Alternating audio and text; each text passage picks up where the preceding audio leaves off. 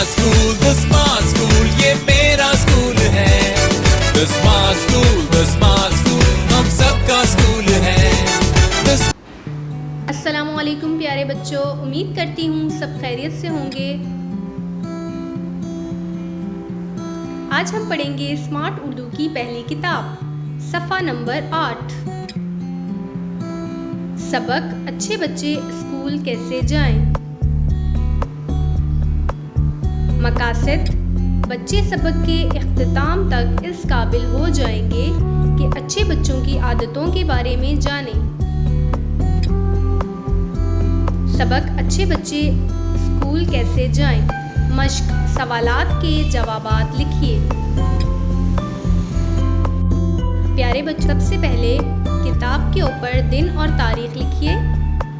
سوال نمبر 1: استانی صاحبہ نے بچوں کو کس کے آداب سکھائے؟ جواب: استانی صاحبہ نے بچوں کو اسکول آنے کے آداب سکھائے.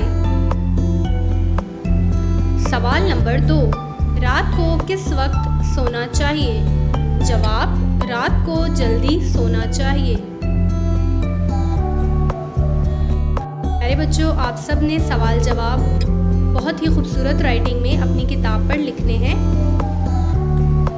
گھر کا کام: سبق اچھے بچے اسکول کیسے جائیں کا سوال نمبر 1-2 کریں. کتاب کا صفحہ نمبر 8 اور املا کے الفاظ یاد کریں. بچی تیار.